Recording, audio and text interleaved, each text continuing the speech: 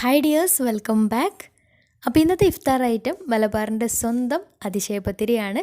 ഉണ്ടാക്കിയെടുക്കാനും നല്ല എളുപ്പമാണ്, നല്ല ടേസ്റ്റി ആയിട്ടുള്ളൊരു സ്നാക്ക് തന്നെയാണ്. അപ്പോൾ നോമ്പുതുറ പരിപാടികൾക്കും അല്ലാണ്ടൊക്കെ എളുപ്പത്തിൽ നല്ല ടേസ്റ്റിൽ ഉണ്ടാക്കിയെടുക്കാൻ പറ്റിയ നല്ലൊരു സ്നാക്കാണ്. അപ്പോൾ എങ്ങനെയാണ് ഈ ഒരു അതിശയ പത്തിരി തയ്യാറാക്കുന്നത് നോക്കാം. അതിനു മുന്നേ ആയിട്ട് ചാനൽ സബ്സ്ക്രൈബ് ചെയ്യാത്തവരുണ്ടെങ്കിൽ സബ്സ്ക്രൈബ് ചെയ്യാൻ മറക്കരുത്. തൊട്ടടുത്തുള്ള ബെല്ലൈക്കണും കൂടെ ഒന്ന് ക്ലിക്ക് ചെയ്യുകയാണെങ്കിൽ ഇനി ഞാൻ പുതിയ വീഡിയോസ് ഇടുമ്പോൾ അതിൻ്റെ നോട്ടിഫിക്കേഷൻസ് ഒക്കെ പെട്ടെന്ന് തന്നെ കിട്ടുകയും ചെയ്യും. അപ്പോൾ ഈ ഒരു സ്നാക്ക് തയ്യാറാക്കി എടുക്കാൻ വേണ്ടിയിട്ട് ആദ്യം തന്നെ ഇതിലേക്കുള്ള ഫില്ലിങ്സ് റെഡിയാക്കി എടുക്കാം. മധുരമുള്ള വേർഷനാണ് കേട്ടോ റെഡിയാക്കി എടുക്കുന്നത്. അപ്പോൾ അതിന് വേണ്ടിയിട്ട് ഒരു നോൺ സ്റ്റിക്കിൻ്റെ പാന് സ്റ്റൗവിൽ വെച്ചിട്ടുണ്ട്. നന്നായിട്ട് ചൂടായി വരുമ്പോൾ അതിലേക്കൊരു 1.5 ടേബിൾ സ്പൂൺ നെയ്യ് ഒഴിച്ചു കൊടുക്കാം. എന്നിട്ട് അതിലേക്ക് കുറച്ച് അണ്ടിപ്പരിപ്പും ഉണക്കമുതിരയും ചെറുതായിട്ട് കട്ട് ചെയ്തിട്ട് ഈ ഒരു നെയ്യിലിട്ടിട്ടൊന്ന് റോസ്റ്റ് ചെയ്തെടുക്കാം. അപ്പോൾ ഇതുപോലെ ചെറുതായിട്ട് കട്ട് ചെയ്തെടുക്കുമ്പോൾ ഇടയ്ക്ക് കടിക്കാൻ അത്യാവശ്യം നന്നായിട്ട് തന്നെ കിട്ടുകയും ചെയ്യും. അപ്പോൾ നട്ട്സ് കുറച്ച് കൂടുതലിടുമ്പോൾ കൂടുതൽ ടേസ്റ്റാണ്. പിന്നെ അണ്ടിപ്പരിപ്പ് മുകളിലൊന്ന് ഡെക്കറേറ്റ് ചെയ്തെടുക്കാൻ വേണ്ടിയിട്ട് ഒരു 3-4 പകുതിയായിട്ട് കട്ട് ചെയ്തിട്ട് അങ്ങനെയും ചെയ്തെടുത്തിട്ടുണ്ട്. ഇനി ഇത് നന്നായിട്ട് റോസ്റ്റായിട്ട് കിട്ടിയാൽ ഒരു ബൗളിലേക്ക് മാറ്റാം. എന്നിട്ട് ഇതേ നെയ്യിലേക്ക് 1 കപ്പ് തേങ്ങ ചിരകിയത് ചേർത്ത് കൊടുക്കാം. ഇനി ഈ ഒരു തേങ്ങ നെയ്യിലിട്ടിട്ട് ചെറുതായിട്ടൊന്ന് റോസ്റ്റ് ചെയ്തെടുക്കണം. അപ്പോൾ റോസ്റ്റ് ചെയ്തെടുക്കുന്ന കൂട്ടത്തിൽ ഇതിലേക്ക് മധുരത്തിന് ആവശ്യമായിട്ടുള്ള പഞ്ചസാര കൂടെ ചേർത്ത് കൊടുക്കാം. അപ്പോൾ ഞാൻ ഏകദേശം ഒരു 3 ടേബിൾ സ്പൂൺ പഞ്ചസാര കൂടെ ചേർത്തിട്ടാണ് റോസ്റ്റ് ചെയ്തെടുക്കുന്നത്. അപ്പോൾ തേങ്ങ ചെറുതായിട്ടൊന്ന് കളറ് മാറി കിട്ടിയാൽ മതി. അത്രയും വരെ നന്നായിട്ട് ഇളക്കി ഒന്ന് വേവിച്ചെടുക്കാം. അപ്പോൾ തേങ്ങയ്ക്ക് ഏകദേശം ആയി വരുന്ന സമയത്ത് ഇനി ഇതിലേക്ക് നല്ലൊരു ഫ്ലേവറിന് വേണ്ടിയിട്ട് ഒരു 1/4 ടീസ്പൂൺ ഏലക്കായ പൊടിച്ചതും കൂടെ ചേർത്ത് കൊടുക്കുന്നുണ്ട്. അപ്പോൾ ഏലക്കായ പൊടിച്ചത് ഈ ഒരു കളറിലുള്ളത് പഞ്ചസാര കൂടെ ചേർത്തിട്ടാണ് പൊടിച്ചെടുത്തിട്ടുണ്ടായിരുന്നത്. കാരണം മിക്സിയുടെ ജാറിലിട്ടൊക്കെ കുറച്ച് ഏലക്കായൊക്കെ പൊടിച്ചെടുക്കുമ്പോൾ പെട്ടെന്ന് പൊടിഞ്ഞ് കിട്ടില്ല. അപ്പോൾ കുറച്ച് പഞ്ചസാര ചേർത്തിട്ട് പൊടിച്ചെടുക്കുകയാണെങ്കിൽ പെട്ടെന്ന് തന്നെ ഏലക്കായ പൊടിച്ച് കിട്ടും.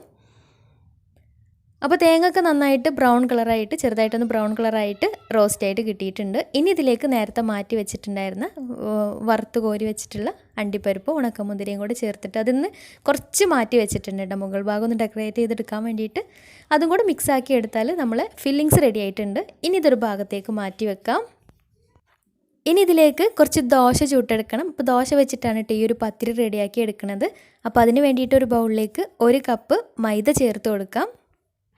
എന്നിട്ട് അതിലേക്ക് 1 കോഴിമുട്ട പൊട്ടിച്ചൊഴിച്ചതും പിന്നെ അതുപോലെ തന്നെ 1 ടേബിൾ സ്പൂൺ പഞ്ചസാര പിന്നെ പാകത്തിന് ഉപ്പും കൂടെ ചേർത്തിട്ട് നന്നായിട്ടൊന്ന് മിക്സാക്കി എടുക്കാം.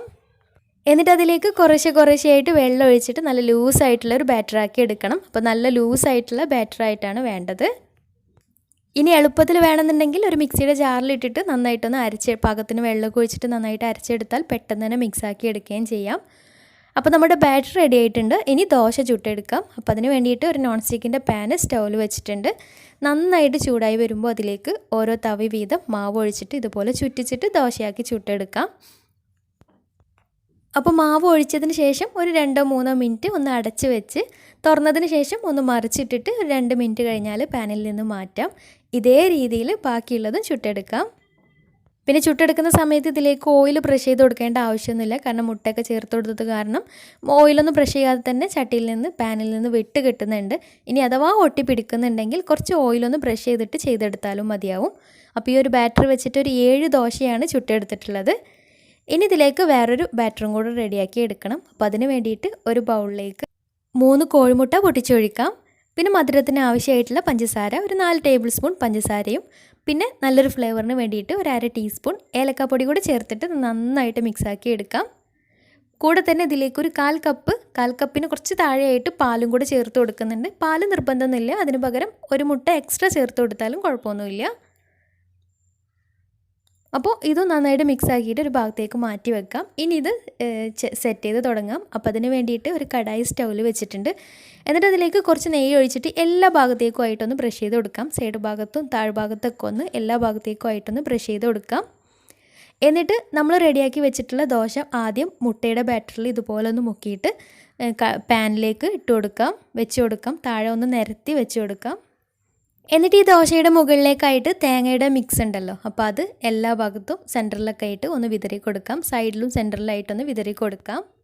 അപ്പോൾ ഈ ഒരു സമയത്തൊക്കെ ഫ്ലെയിം ഓഫ് ചെയ്തിട്ടാണ് കേട്ടോ ചെയ്തെടുക്കുന്നത്. എന്നിട്ട് അതിന് മുകളിലേക്കായിട്ട് അടുത്ത ദോശ ഇതേപോലെ മുട്ടയുടെ ബാറ്ററിൽ മുക്കിയിട്ട് വെച്ച് കൊടുക്കാം. എന്നിട്ട് അതിന് മുകളിൽ കുറച്ച് തേങ്ങയുടെ മിക്സ് ഇട്ട് കൊടുക്കാം. പിന്നെ ഇടയ്ക്ക് സൈഡ് ഭാഗത്ത് ഇതുപോലെ മുട്ടയുടെ ബാറ്റർ ഒന്ന് ഒഴിച്ച് കൊടുക്കുന്നുണ്ട്, ഒന്ന് ഒട്ടി കിട്ടാൻ വേണ്ടിയിട്ട്. പിന്നെ സൈഡ് ഭാഗമൊക്കെ ഒന്ന് ദോശ ഒന്ന് പ്രസ് ചെയ്ത് കൊടുക്കണം കേട്ടോ, ഒന്ന് ഒട്ടി കിട്ടാൻ വേണ്ടിയിട്ട്. സൈഡ് ഭാഗം മാത്രം ഒന്ന് പ്രസ് ചെയ്ത് കൊടുത്താൽ മതി, എന്നാലേ കറക്റ്റായിട്ട് ആ ഒരു സൈഡൊക്കെ കറക്റ്റായിട്ട് വേവിച്ച് വരുന്ന സമയത്ത് ഒട്ടി കിട്ടുകയുള്ളൂ. അപ്പോൾ ഇതേ രീതിയിൽ ലെയറായിട്ട് ദോശ കഴിയുന്നവരെ ലെയറായിട്ടൊന്ന് വെച്ച് കൊടുക്കാം. അപ്പോൾ ഞാൻ ചെയ്തെടുത്ത സമയത്ത് സൈഡ് ഭാഗമൊക്കെ ഒന്ന് പ്രസ് ചെയ്തെടുക്കാൻ വിട്ടുപോയിട്ടുണ്ടായിരുന്നു കേട്ടോ. അപ്പോൾ നിങ്ങൾ ചെയ്തെടുക്കുന്ന സമയത്ത് ദോശയുടെ എല്ലാ സൈഡ് ഭാഗത്തും നന്നായിട്ടൊന്ന് പ്രസ് ചെയ്ത് കൊടുക്കണം, എന്നാൽ നല്ല ഫിനിഷിങ് ഉണ്ടാവും. കാണുന്ന സമയത്ത് സൈഡ് ഭാഗമൊക്കെ നല്ല ഒട്ടി കിട്ടിയിട്ട് നല്ല ഫിനിഷിങ് ഉണ്ടാവും. അപ്പോൾ അങ്ങനെ ഒന്ന് ചെയ്തെടുക്കാൻ ശ്രദ്ധിക്കുക. അപ്പോൾ എല്ലാ ലെയറും ഇതുപോലെ സെറ്റ് ചെയ്ത് കഴിഞ്ഞാൽ പിന്നെ മുകൾ ഭാഗത്ത് ബാക്കി വന്നിട്ടുള്ള തേങ്ങയുടെ കൂട്ടും പിന്നെ മാറ്റി വെച്ചിട്ടുണ്ടായിരുന്ന നട്ട്സും പിന്നെ മുട്ടയുടെ മിക്സ് ബാക്കി വന്നിട്ടുണ്ടെങ്കിൽ അത് സൈഡിലൂടെയും മുകളിലൂടെയായിട്ട് എല്ലാ ഭാഗത്തേക്കും ഒന്ന് ഒഴിച്ചു കൊടുക്കാം. എന്നിട്ട് സൈഡ് ഭാഗമൊക്കെ നന്നായിട്ടൊന്ന് പ്രസ് ചെയ്ത് കൊടുക്കാം. ഇനി ഇത് അടച്ച് വെച്ച് ഫ്ലെയിം ഓൺ ചെയ്തിട്ട് ലോ ഫ്ലെയിമിൽ വേണം കേട്ടോ ചെയ്തെടുക്കാൻ വേണ്ടിയിട്ട്, അല്ലെങ്കിൽ അടിഭാഗം പെട്ടെന്ന് കരിഞ്ഞു പോവും. പിന്നെ അടിഭാഗം പെട്ടെന്ന് കരിഞ്ഞു പോവാതിരിക്കാൻ വേണ്ടിയിട്ട് പഴയ നോൺ സ്റ്റിക്കിൻ്റെ പാനോ അല്ലെങ്കിൽ ഏതെങ്കിലും അലൂമിനിയത്തിൻ്റെ അടപ്പുണ്ടെങ്കിൽ അതോ വെച്ച് കൊടുക്കുക. എന്നാൽ കറക്റ്റായിട്ട് തന്നെ അടി പിടിക്കാതെ നല്ല കറക്റ്റായിട്ട് തന്നെ കിട്ടും. എന്നിട്ട് ലോ ഫ്ലെയിമിൽ ഒരു 25 മിനിറ്റ് വേവിച്ചെടുക്കാം, കാരണം മുട്ടയൊക്കെ ഒന്ന് വെന്ത് കിട്ടാനുണ്ടാവും. അപ്പോൾ ഒരു 25 മിനിറ്റ് എന്തായാലും വെക്കുക. അപ്പോൾ ഒരു 25 മിനിറ്റ് കഴിഞ്ഞപ്പോൾ തുറന്ന് നോക്കുമ്പോൾ കറക്റ്റായിട്ട് തന്നെ സെറ്റായിട്ട് കിട്ടിയിട്ടുണ്ട്. മുട്ടയൊക്കെ നന്നായിട്ട് തന്നെ സെറ്റായിട്ട് കിട്ടിയിട്ടുണ്ട്. അപ്പോൾ ടൈം നിങ്ങളെടുക്കുന്ന പാനിനും അതുപോലെ തന്നെ ഫ്ലെയിമിനനുസരിച്ചിട്ടൊക്കെ ടൈമിൽ വ്യത്യാസം ഉണ്ടാവും. അപ്പോൾ നോക്കിയിട്ട് ചെയ്തെടുക്കുക. ഇനി മുകൾ ഭാഗം ഒന്ന് ബ്രൗൺ കളറാക്കി എടുക്കാൻ വേണ്ടിയിട്ട് വേറെ നോൺ സ്റ്റിക്കിൻ്റെ പാനിലേക്കൊന്ന് മറിച്ചിട്ട് കൊടുത്തിട്ടുണ്ട്. എന്നിട്ടൊരു 3-4 മിനിറ്റ് ഒന്ന് വേവിച്ചെടുക്കാം. മുകൾ ഭാഗം ഒന്ന് ബ്രൗൺ കളറാക്കി കിട്ടാൻ വേണ്ടിയിട്ടാണ്, കാണാൻ നല്ലൊരു ഭംഗി ഉണ്ടാവും. അപ്പോൾ നല്ല സോഫ്റ്റ് ആയിട്ടാണ് ഈ ഒരു അതിശയ പത്തിരി ഇരിക്കുന്നത്, കഴിക്കാനും നല്ല ടേസ്റ്റാണ്. അപ്പോൾ നോമ്പ് തുറ സൽക്കാരം അങ്ങനത്തെ പരിപാടികളൊക്കെ ഉണ്ടാകുമ്പോൾ ഇതുപോലെ ഉണ്ടാക്കിയെടുക്കുകയാണെങ്കിൽ, ഇതുപോലെ സ്ക്വയറായിട്ട് ചെറുതായിട്ട് കട്ട് ചെയ്തെടുക്കുകയാണെങ്കിൽ അത്യാവശ്യം എണ്ണം സെർവ് ചെയ്യാനുണ്ടാവും. ഒരൊറ്റ ഒന്ന് ഉണ്ടാക്കിയെടുത്താലും മതിയാവും. നല്ല ടേസ്റ്റി ആയിട്ടുള്ള നല്ല ഐറ്റം തന്നെയാണ്. അപ്പോൾ എല്ലാവരും ഒന്ന് ട്രൈ ചെയ്ത് നോക്കുക. ട്രൈ ചെയ്തിട്ട് നിങ്ങളുടെ അഭിപ്രായങ്ങൾ താഴെ കമൻറ്റ് ബോക്സിൽ അറിയിക്കാൻ മറക്കരുത്.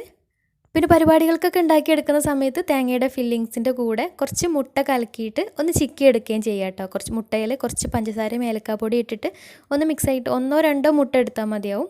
മിക്സാക്കിയിട്ട് അത് ചിക്കിയിട്ട് തേങ്ങയുടെ കൂട്ടിലിട്ടിട്ട് ഒന്ന് മിക്സാക്കി എടുത്താൽ ഉള്ളിലെ ഫില്ലിങ്സ് ഒന്നും കൂടെ ടേസ്റ്റ് ഉണ്ടാവും കേട്ടോ. ഇതും നല്ല ടേസ്റ്റ് തന്നെയാണ്, പക്ഷേ മുട്ടയുടെ ആ ഒരു കൂട്ടും കൂടെ ഉണ്ടാകുമ്പോൾ ഒന്നും കൂടി ടേസ്റ്റി ആയിരിക്കും. അങ്ങനെയും ചെയ്തെടുക്കാം.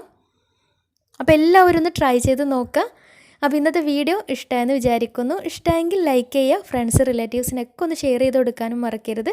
അപ്പോൾ നല്ല അടിപൊളി വീഡിയോയുമായി വീണ്ടും വരാം. അതുവരെ take care, bye, thank U.